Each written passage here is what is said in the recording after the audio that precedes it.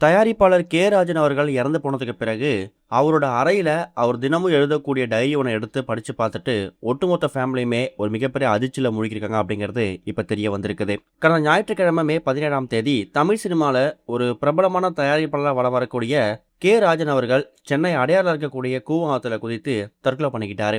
ஆரம்பத்துல இவருடைய தற்கொலையை பத்தி எக்கச்சக்கமான வதந்திகள் பரவுச்சு. ஒரு கட்டத்துல அவர் ரொம்ப மோசமான வாழ்க்கை வாழ்ந்தாரு, ரொம்ப பண கஷ்டத்துல இருந்தாரு, வறுமையில இருந்தா இறந்து போயிட்டாரு அப்படிங்கிற மாதிரி பொய்யான செய்தியில பரப்ப ஆரம்பிச்சிட்டாங்க. இதனால அவங்க குடும்பம் சேர்ந்தவங்க ஒரு மிகப்பெரிய கோபத்துக்குள்ளாகி ஒரு பிரஸ் மீட் கொடுத்தாங்க. அப்பாவோட இந்த முடிவை பத்தி யாரும் எதுவும் தெரியாம எழுதாதீங்க, இஷ்டத்துக்கு வீடியோ போடாதீங்க. அப்பாவுக்கு எக்கச்சக்கமானவங்க கடன் கொடுக்கணும், தயாரிப்பாளர் அப்புறம் இயக்குநர்கள் நிறைய பேர் கடன் வாங்கியிருக்காங்க. அதை அவர் பலமுறை கேட்டு பார்த்தும் அவருக்கு திரும்ப வரல. பல நேரங்களில் அப்பா இதனாலே ரொம்ப விரக்தி அடைஞ்சு அவருக்கு ஹார்ட் அட்டாக்கே வந்துருச்சு. அந்த ட்ரீட்மெண்ட்லாம் எடுத்து அதுலேருந்து மீண்டு வந்திருக்காரு. தெரியாமல் எந்த ஒரு விஷயத்தையும் வீடியோவாக போடாதீங்க அப்படிங்கிற மாதிரி அவங்க கோரிக்கை முன் வச்சிருந்தாங்க. இந்த மாதிரி சுச்சுவேஷனில் ஒரு பக்கம் எக்கச்சக்கமான நியூஸ் சேனல் என்ன நியூஸ் ஸ்ப்ரெட் ஆகிட்டு இருக்குன்னா, ப்ரொடியூசர் கே ராஜன் அவர்களுக்கு ஆரம்ப காலகட்டத்தில் பல படங்கள் வெற்றி அடைஞ்சாலும் சமீப காலகட்டத்தில் பல படங்கள் தோல்வியை தருவிக்கிறதாகவும் இது மூலயமா 15 கோடி ரூபாய் கடனுக்கு அவர் ஆளாயிருக்காராம். இன்னொரு பக்கம் தான் குடும்பத்திலிருந்து பிரிஞ்சு நுங்கம்பாக்கத்தில் இருக்கக்கூடிய ஹோட்டலில் தான் அவர் தங்கி வந்துட்டு இருக்காரு. அப்படிதான் மே 17ஆம் தேதி காலையில தான் டிரைவரோட கார்ல இருந்து வண்ணாரப்பேட்டில இருந்து கிளம்பி சென்னை அடையார் பிரிட்ஜுக்கு வந்து அங்க வாக்கிங் போகும்போது தான் இந்த ஒரு முடிவு எடுத்துக்கிறதாவும் அவர் டிரைவர் தெரிவிச்சிருக்காரு.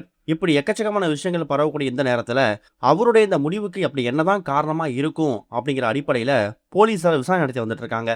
குறிப்பா அவர் தங்கியிருந்த அறை, அவர் பயன்படுத்தின ரூம், இது எல்லாத்துலயுமே அவரு தன்னோட தற்கொலை முடிவுக்கான காரணம் எதுவும் எழுதி வச்சுட்டு போயிருக்காரா, ஏதாவது ஹிண்ட் மாதிரி கொடுத்துருக்காரா அப்படிங்கிற மாதிரி சோதனை நடத்திருக்காங்க. அப்படிப்பட்ட விஷயங்கள் எதுவும் கிடைக்கலையா. ஆனா குடும்பத்தை சேர்ந்தவங்களுக்கு கே ராஜன் அவர்கள் தினமும் பயன்படுத்தக்கூடிய டைரி ஒன்று கிடைச்சிருக்குது.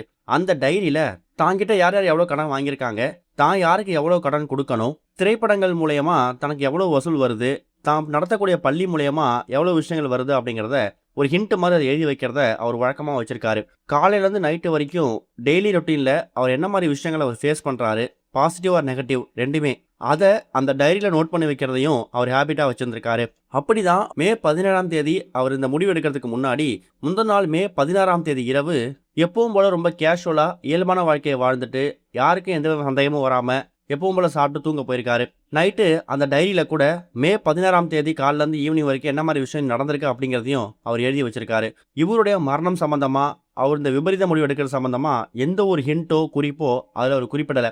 அடிக்கடி தன்னுடைய ஃபேமிலியை பற்றியும் தன்னோட ஃபேமிலியை அவர் எந்த அளவுக்கு மிஸ் பண்ணுறாரு, தன்னோட பசங்களை எந்த அளவுக்கு அவருக்கு பிடிக்கும், அதே மாதிரி தன்னோட பசங்க தான் அப்பா மேலே எந்த அளவுக்கு அன்பு அபிப்பிராயமும் வச்சிருக்காங்க அப்படிங்கிற விஷயத்தையும் அந்த டைரியில் அடிக்கடி மென்ஷன் பண்ணிருக்காராம். இதை படித்து பார்த்துட்டு தான் ஒட்டுமொத்த ஃபேமிலியுமே இப்போ அப்பா ப்ரொடியூசர் ராஜன் அவர்களை ரொம்ப மிஸ் பண்ணுறாங்க. இது வரைக்கும் கனெக்டிங் டிவிக்கு சப்ஸ்கிரைப் பண்ணனா மறக்காமல் சப்ஸ்கிரைப் பண்ணிக்கங்க. உடனடி அப்டேட்ஸ் பெறுவதற்கு நோட்டிஃபிகேஷன் பெல்லையும் கிளிக் பண்ணிக்கங்க.